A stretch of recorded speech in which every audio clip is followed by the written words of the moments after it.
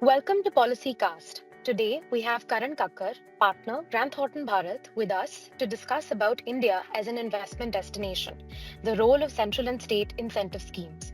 India is a fast emerging global investment hub, powered by strong growth, a massive market, and proactive government support. From central PLI schemes to state level incentives, the country is creating a competitive, investor friendly ecosystem. In this episode, we unpack how these policies are driving India's rise as a top investment destination. Karan, what makes India an attractive investment destination today, and how important are government incentives in attracting such investments?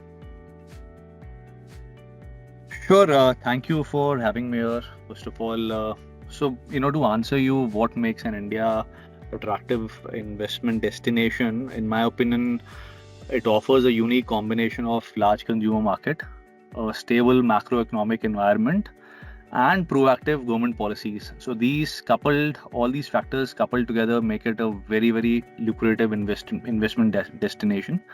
And if you talk about the GDP, it's on the high growth trajectory, and it is one of the fastest, growing GDP globally. So therefore, India is seen as a hub for both manufacturing and services sector. And incentive schemes are extremely important, and they boost directly the project viability by lowering the setup and the operating costs. So therefore, the single policy commitment and assurance to the investors that India is not just open for business but actively enabling it through structured support. That is where the incentives of both central government as well as state governments come in and play a very big role. So these schemes are both important in decision making for the investors for choosing India, vis-a-vis the other emerging markets. So that's where I believe India is really attractive investment destination today. Thank you for that. Can you give us a brief overview of the key central and state incentive policies driving investment in India? Sure. At the central level, there is a very famous incentive policy which started primarily during the COVID era, which is called production linked incentive. So, which would reward the companies based on the increased production and the sales across sectors.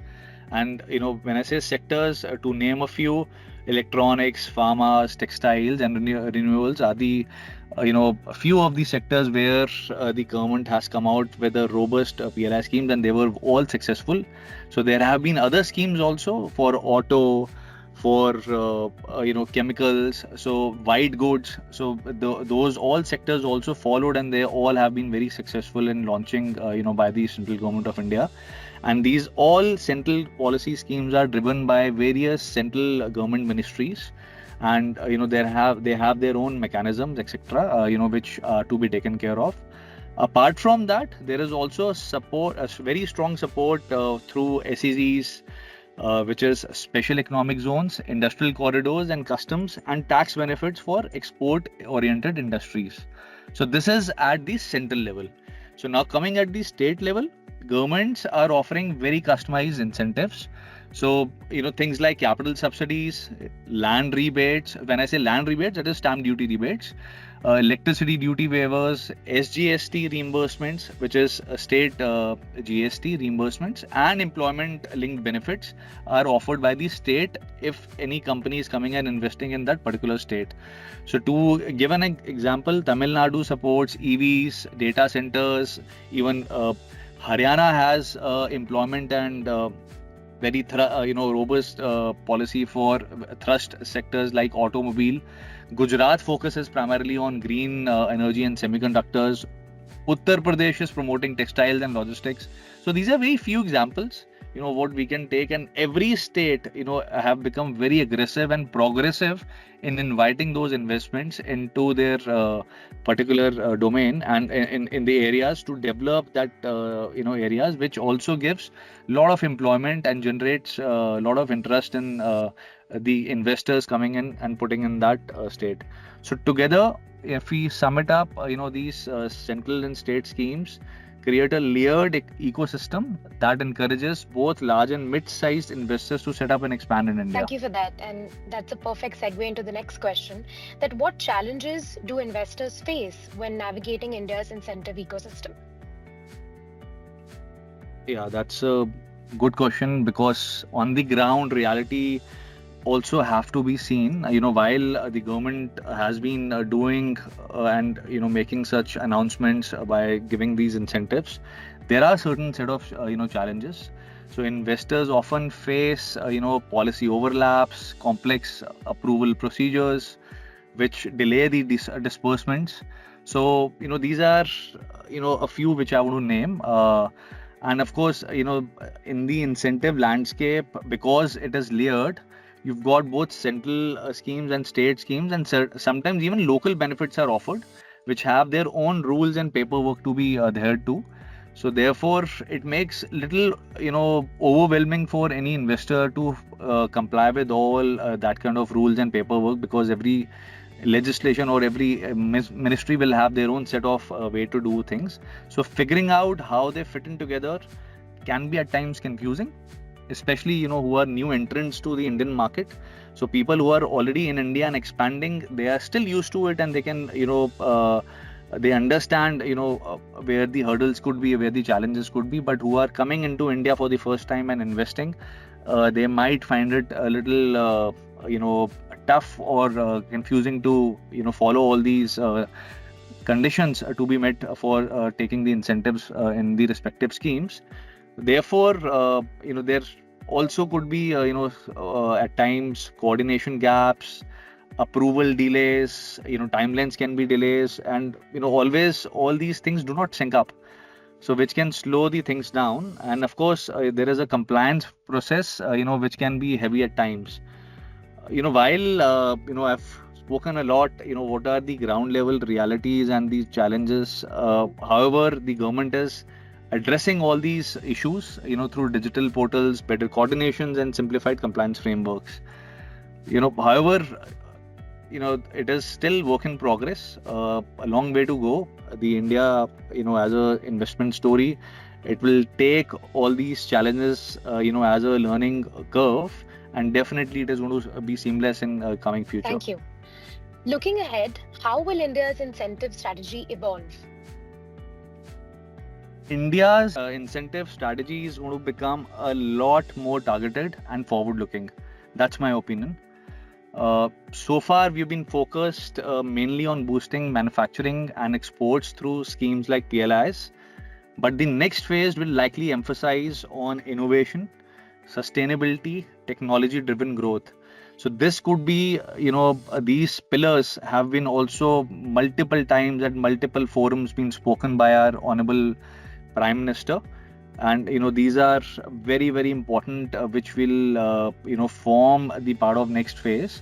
So we are already seeing moves toward green incentives for renewable energy, electric mobility, semiconductor fabrication.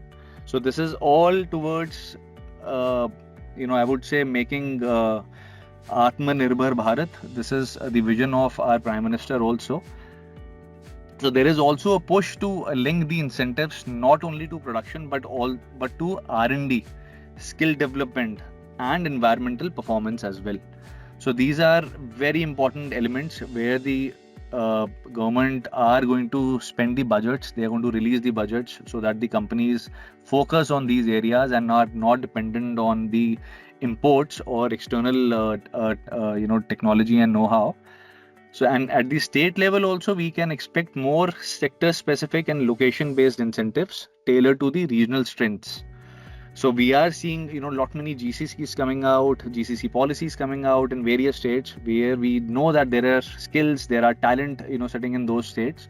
So the government at the state level also are realizing the potential and offering such kind of incentives. Overall, if I have to, say, India's strategy is shifting from simply attracting the investment to building long-term and globally competitive ecosystems. That's where I see, India moving ahead. Thank you for that. So there are clearly a lot of factors at play, and this can't exist in isolation, which takes me to the last question, Karan. What's one message for potential investors? If I had to share one message, it would be India is no longer just a cost advantage, it's a growth advantage. So the story sums it up. The country today offers scale, skilled workforce, digital infrastructure, and the government that's actively partnering with investors through incentives and reforms. So, whether you are in manufacturing or in renewables or in technology, there are clear policy push to help you grow here. Of course, like any other big market, it takes a bit of effort to navigate, but if you take a long-term view and engage with both center and state agencies early on, the opportunities are tremendous. Simply put, India's just open not only for business, it is ready to grow with you. So that's one message which I want to, probably I want to advertise my own country by saying this, that it is a amazing and very, very robust and encouraging investment destination for all the investors. Thank you, Karan, for those motivating words. And that's a wrap for today's episode. Thank you so much, Karan, for your insights. We looked at how India's central and state incentives are shaping it as a top investment destination with strong growth, targeted policies, and a focus on innovation. The opportunities are clearly immense. We'll be back soon with more such expert conversations. Until then, thanks for tuning in.